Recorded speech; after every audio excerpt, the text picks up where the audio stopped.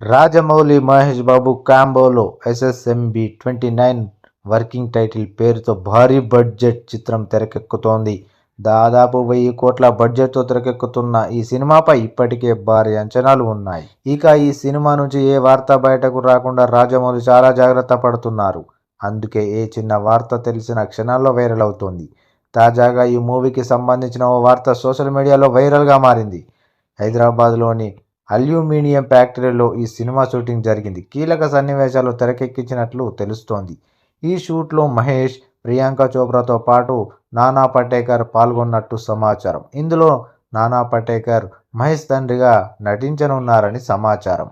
ఇక SSMB29లో మహేష్ పాత్ర గురించి తాజాగా ఓ వార్త బయటకు వచ్చింది. ఈ సినిమాలో మహేష్ రుద్ర అనే పాత్రలో కనిపిస్తారని తెలుస్తోంది. వైరల్ అవుతున్న ఈ వార్త ఎంతవరకు నిజం అనేది తెలియాల్సి ఉంది. ఇదిలా ఉంటే ఈ సినిమాకు సంబంధించిన కొత్త షెడ్యూల్ ఒడిశాలో మొదలైంది. ఇటీవల ఒడిశాలోని పలు అటవీ ప్రాంతాలను పరిశీలించిన రాజమౌళి కోరాపుట్ జిల్లాలో షూటింగ్ ప్రారంభించారు. ఈ సినిమాలో మలయాళ నటుడు పృథ్వీరాజ్ సుకుమారన్ విలన్ పాత్రలో నటించనున్నారని వార్తలు వినిపించాయి. ఇక మహేష్ బాబుతో పాటు పృథ్వీరాజ్ సుకుమారన్ కనిపించడంతో ఇదే నిజమని తేలిపోయింది.